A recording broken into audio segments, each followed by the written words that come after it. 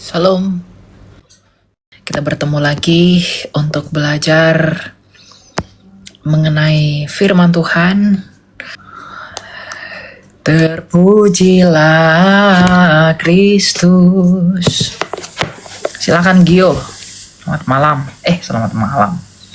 Selamat siang. Selamat siang. Ya, silakan brother. Mau tanya apa? Dari iman apa kamu?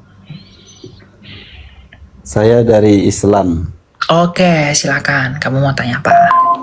Oke, nggak apa-apa ya kan? Gak apa-apa dong. Kamu kan mau belajar. Siapa tahu bisa Ya, dibaptis. untuk sharing-sharing aja. Oke, silakan. Mau tanya apa? Apa yang mau ditanya? Gio? Takutnya nggak enak kan? Jangan nggak enak. Justru kamu datang ke sini tuh mau bertanya. Saya nggak akan menghakimi kamu.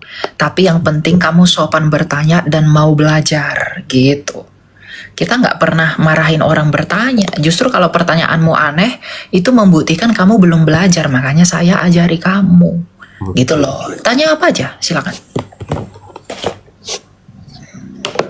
Untuk menanyakan keyesusan. Yesus itu siapa sih ya, Mbak? Yesus itu siapa? Yesus itu adalah firman Allah yang menjadi manusia. Firman Sang Bapa.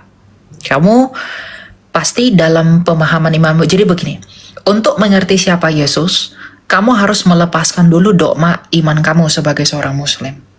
Nah, saya akan ajari kamu, Yesus itu disebut firman itu artinya apa sih? Ya, mungkin dalam iman kamu, brother, firman itu adalah sebatas kata-kata. Tidak, dalam iman Kristen tidak seperti itu. Firman dalam bahasa Yunani itu adalah logos, yang artinya pikiran. Ya. Nah, Yesus itu adalah pikiran Allah Sang Bapa, kecerdasan Allah Sang Bapa, ilmunya Allah Sang Bapa yang menjadi manusia. Sama seperti kamu. Kamu punya tubuh, kamu punya pikiran, kamu punya firman, dan kamu punya roh. Nah, Yesus itu ibarat firman-Nya Allah itu. Sama seperti kamu punya firman, kamu punya pikiran, Yesus itu adalah pikiran atau firman-Nya Bapa. Kamu berbicara dengan saya itu melalui apa? Misalnya kamu perkenalkan dirimu, saya adalah Gio. Saya bisa kenal kamu, saya bisa tahu kamu siapa, itu melalui firmanmu, pikiranmu yang menjadi suara di telinga saya. Maka saya bisa kenal kamu. Tanpa firmanmu yang menyatakan siapa kamu, saya nggak akan bisa kenal kamu. Nah, tanpa Yesus yang adalah firman Allah itu sendiri, tidak mungkin bagi kami bisa mengenal Allah, yaitu Sang Bapa. Ya. Jadi Yesus adalah firman Allah yang menjadi manusia, sama seperti kamu di dalam iman kamu. Kamu percaya Al-Quran adalah firman Allah yang menjadi buku. Ya, tanpa Quran kamu tidak mungkin bisa mengenali Allahmu, bukan? Kamu tidak tahu Allahmu seperti apa, hukumnya seperti apa, karena semuanya itu ada dalam Quranmu.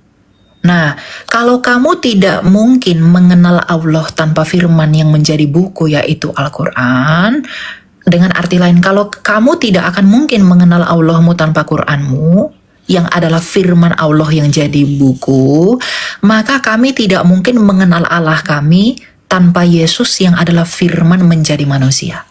Bedanya, dalam iman kamu, firman Allah itu menjadi buku, maka disebut Al-Quran. Nah, kalau dalam iman kami, firman Allah itu tidak jadi buku, tapi menjadi manusia. Dan ketika menjadi manusia disebut Yesus.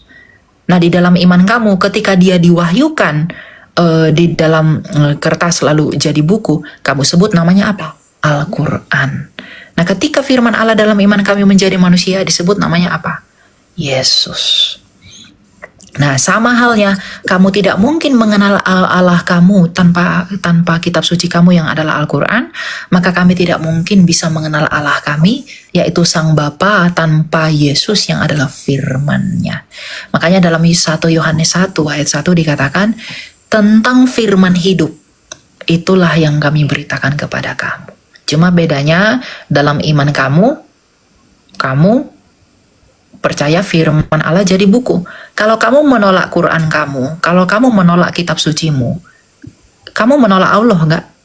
Kamu pasti menolak Allah. Tidak. Kalau kamu tolak kitab sucimu, kamu pasti menolak Tuhanmu, bukan?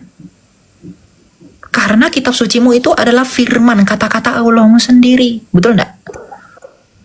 Maka kalau kami menolak Yesus, artinya kami menolak Allah kami. Karena Yesus adalah firman Allah kami yang menjadi manusia. Jadi perbedaannya itu, dalam iman kamu firman Allah jadi buku, dalam iman kami firman Allah jadi manusia. Paham ya? Atau ada lagi yang mau ditanyakan? Silakan. Jadi pertanyaan, firman itu dari Allah. Firman Allah, firman Allah. Oh. Pasti dari Allah kan? Iya, dari Bapa, Sang Bapa. Nah, jadi si Yesus ini siapa? Firman Allah itu Si Allah ini siapa? Sang Bapa. Jadi yang Tuhan siapa? Ketiganya, Bapa, Firman, Roh Kudus. Sama seperti saya sama kamu. Jadi Kalau saya ini berikan orangnya kamu, berbeda ya? Yesus dengan Bapa itu beda. Yesus bukan hanya dua, bahkan Bapa, firmannya dan rohnya itu berbeda, tapi satu sebagai Allah. Sama seperti kamu. Tubuh kamu dengan firman kamu dengan roh kamu beda nggak? Apakah tubuhmu adalah rohmu? Tapi beda kan? Tubuhmu bukan firmanmu, firmanmu bukan rohmu. Ada tiga realita yang berbeda. Tapi apakah ada tiga gio? Apakah ada tiga manusia? Enggak, hanya ada satu. Nah, kalau saya beri Gio itu gelarnya direktur. Yang direktur itu tubuhmu, firmanmu atau rohmu? Tentu ketiganya bukan? Tapi bukan berarti ada tiga direktur. Nah, kalau kamu tanya ada berapa Tuhan? Hanya satu Tuhan. Tetapi Bapa adalah Tuhan, firmannya pasti Tuhan, rohnya pasti Tuhan. Sama seperti kamu. Kalau kamu adalah Tuhan, kalau kamu adalah direktur, gelar kamu adalah direktur, maka tubuhmu direktur, firmanmu direktur, rohmu direktur. Tapi tidak ada tiga direktur, hanya ada satu direktur. Nah, Bapa, kalau Bapa adalah Tuhan, maka firmannya Bapa, pikirannya Bapa, dan rohnya Bapa yang adalah Roh Kudus pastilah Tuhan. Tapi apakah ada tiga Tuhan? Tidak, hanya ada satu Tuhan. Gitu. Jadi pahami Tritunggal itu sebagai tiga realita konkret yang ada, bukan sebagai tiga orang yang berbeda. Kalau di bawah ada yang nanya, lalu kitab suci itu apa? Bible itu apa? Bible itu adalah catatan mengenai Yesus yang adalah Sang Firman. Jadi dalam iman Kristen tidak ada firman jadi buku itu tidak ada. Firman jadi manusia itu yang ada. Nah, kisah mengenai firman yang menjadi manusia ini, kisah mengenai Yesus ini ditulis dalam Alkitab, maka disebut Bible. Gitu. Jadi Alkitab kami ini tidak turun dari langit. Yang turun dari langit adalah Yesus. Makanya dalam Yohanes 8 ayat 23, Yesus berkata, "Aku bukan dari dunia ini, kamu dari dunia ini. Aku dari atas," kata Yesus, "kamu dari bawah." Jadi kalau iman kalian percaya firman Allah jadi buku ke bumi, turun menjadi buku, kami percaya firman itu turun menjadi manusia. Nah, ketika firman itu menjadi manusia melakukan banyak hal, yaitu Yesus, maka kisah mengenai apa yang dilakukan Yesus itulah yang dicatatkan dalam Alkitab. Makanya disebut Injil, yang artinya kabar baik. Begitu. Ngerti ya? Jadi sekarang Yesus itu kemana ya, Mbak? Oh, Yesus itu kemana? Ketika di dalam Matius 28, Tuhan Yesus terangkat ke surga, disaksikan oleh para murid. Banyak mata yang melihat dia. Siapa ini? Aduh, jangan telepon dulu ya guys. Bentar ya. Nah, Tuhan Yesus itu di mana? Tuhan Yesus itu naik ke sorga, disaksikan oleh para murid.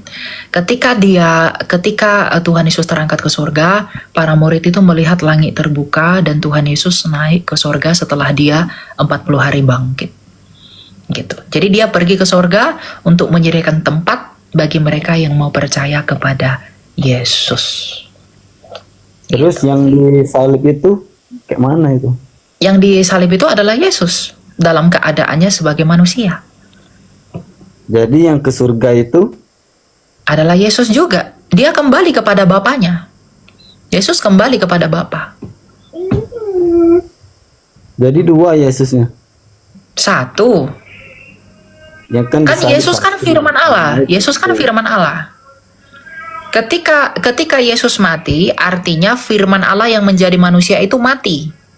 Nah, ketika dia bangkit dari kematian menjadi pemenang, lalu Yesus yang sama itu terangkat ke surga. Yesusnya satu. Karena ada timeline-nya. Tuhan Yesus mati dulu, bangkit pada hari ketiga, baru hidup di bumi selama 40 hari, baru naik ke surga, kembali kepada Bapa. Makanya dikatakan dia duduk di sebelah kanan Allah Bapa. Duduk di sebelah kanan bukan berarti ada kursi lalu duduk. Duduk di sebelah kanan harus dipahami dalam budaya orang Ibrani. Duduk di sebelah kanan artinya adalah Tuhan Yesus itu mendapatkan kemuliaan, Berdampingan memperoleh dengan- kemuliaan yang tertinggi dari Bapaknya. Begitu. Terus Gimana? pernah dengar ini ya, Mbak. Katanya Apa itu? Tuhan Yesus itu berdoa. Ya, dia berdoa kepada Bapaknya. Berdoa itu kan berkomunikasi, dia tidak meminta-minta kepada Bapa. Yesus memang berdoa kepada Bapa untuk membuktikan bahwa dia adalah manusia yang sejati. Karena firman Allah menjadi manusia, bukan manusia jadi-jadian, bukan manusia super-superan. Dia benar-benar menjadi manusia. Dan dia berdoa dalam keadaannya sebagai manusia itu. Karena berdoa itu sifat manusia, sama seperti kamu. Kalau kitab suci kamu misalnya terbakar, apakah firman Allah terbakar? Tidak. Yang terbakar itu apa? Kertasnya kan? Firman Allahnya tidak mungkin terbakar. Nah, ketika Tuhan Yesus berdoa, apakah keilahian berdoa? Tidak. Yang berdoa itu apa? Kemanusiaannya. Bahkan ketika Yesus mati, yang mati apakah keilahiannya mati? Tidak, yang mati adalah kemanusiaannya. Makanya Rasul Petrus bilang, ia yang mati dalam keadaannya sebagai manusia. Gitu. Karena berdoa itu sifat manusia. Sama seperti terbakar itu sifatnya kertas. Misalnya, kitab kamu itu masuk ke dalam air, lalu basah. Lalu apakah saya bilang firman Allah kok basah? Firman Allah kok terbakar? Kan nggak mungkin. Karena yang terbakar itu sifat kertasnya, bukan sifat firman Allahnya. Nah, Yesus yang adalah firman Allah menjadi manusia ketika berdoa, apakah firman Allah berdoa? Bukan. Yang berdoa itu apa? Kemanusiaannya. Yang mati itu apa? Kemanusiaannya. Melalui kodrat insaninya itu, pribadi firman. Jadi kalau Saya dia dalam- jadi manusia, Aha. berarti bukan Tuhan. Dia Tuhan dong. Apakah firman Allah ketika menjadi buku bukan firman Allah? Ya kenapa harus berdoa harusnya kan? Dia kan Tuhan. Berdoa itu kan sifat manusianya, Ya kan bukan dia sifat ilahinya. Tuhan itu kan gelarnya, bukan Ya kan, dia hakikatnya. kan Tuhan. Tuhan itu bisa segalanya pasti kan. Betul, dia segalanya. Tetapi ketika dia berdoa, dia berkomunikasi kepada Bapaknya. Dia berdoa itu bukan meminta-minta. Dia bukan bilang, aduh aku nggak bisa melakukan ini. Bukan. Lihat doa Yesus, dia tidak meminta-minta. Dia berkomunikasi kepada Bapaknya, yang adalah sumbernya dari mana ia keluar dan datang. Karena Tuhan Yesus berkata, aku bukan dari dunia ini. Aku bukan dari dunia ini, kata Tuhan Yesus. Gitu. Jadi dia berkomunikasi kepada sumbernya dari mana dia berasal. Doa Yesus itu, berikanlah saya ini, berikanlah saya ini. Bukan begitu. Dia berkomunikasi. Kalau boleh tahu, apa ya? Apa? Kata-kata dia berdoa itu. Gimana? Kalau boleh tahu kata-kata dia berdoa itu kayak mana? Dia mendoakan kami malah. Ya Bapa, biarlah mereka menjadi satu, sama seperti aku dan engkau adalah satu. Yesus berkata, aku dan Bapa itu satu. Aku dan Allah Sang Bapa itu satu, kata Yesus. Nah, dia berdoa agar murid-muridnya juga satu, sama seperti dia dan Bapanya adalah satu. Itu doa Yesus. Jadi dia enggak ngemis-ngemis, Tuhan berikanlah saya ini, berikanlah saya ini. Enggak. Dia doanya itu ya untuk mengasihi kami manusia di dalam karyanya itu ketika jadi manusia. Gitu. Allah itu Sang Bapa bersama firman dan rohnya. Yesus itu adalah firmannya, simple. Dan Roh Kudus adalah rohnya. Gitu. Bapa di sini bukan Allahnya kalian ya, brother, beda. Allahnya kalian dengan Allahnya ke kami itu beda. Tidak sama, ya. Gitu ya. Kalau gitu kita lanjut ya, brother ya. Oke. Ya, thank you. God bless you.